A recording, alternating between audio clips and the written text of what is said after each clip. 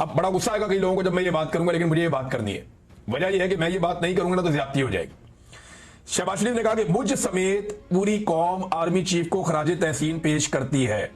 शहबाज शरीफ साहब, आप कौम के बिहाफ पे बात नहीं कर सकते। वजह यह है कि कौम ने आपको मुस्तरद किया है।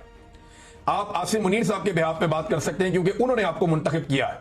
कौम ने आपको मुस्तरद किया, आपको वोट नहीं डाले, लिहाजा आप कौम के बिहाफ पे कोई बात ना करें कि मैं कौम के हवाले से ये बात कर रहा हूं। कौम किस बात पे खराज तहसीन पेश कर रही है, जरा चंद चीजें मैं आपके सामने रख देता हूं। क्या कौम 9 मई पर खराज तहसीन पेश कर रही है या 26 नवंबर पर? साने मुरीदके पे खराज तहसीन पेश कर रही है या 8 फरवरी 2024 के इलेक्शन चोरी करने पर?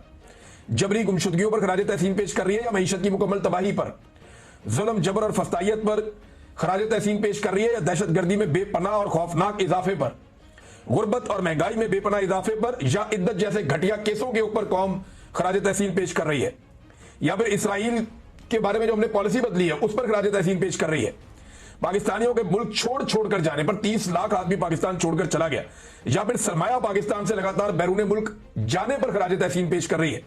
गंदम के स्कैंडल पर या चीनी के स्कैंडल पर या बढ़ते हुए ड्रोन हमलों पर और रोज गिरती हुई लाशों पर? किस चीज पर पाकिस्तान की कौम खराज तहसीन पेश कर रही है? शहबाज शरीफ साहब, पाकिस्तान के कई इलाकों को नो गो एरिया बना दिया गया है। 30 लाख पाकिस्तानियों ने मुल्क छोड़ दिया है। खित्ते में सबसे कम हमारी इनकम होती चली जा रही है।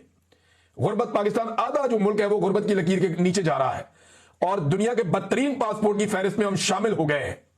पाकिस्तान का एक मकबूल तरीन लीडर जो साबिक वजीर आजम है उसको जेल में डालने पर कौम खराज तहसीन पेश कर रही है, या फिर अफगानिस्तान जैसे हमसाये से भी ताल्लुकात बिगाड़ने पर खराज तहसीन पेश कर रही है?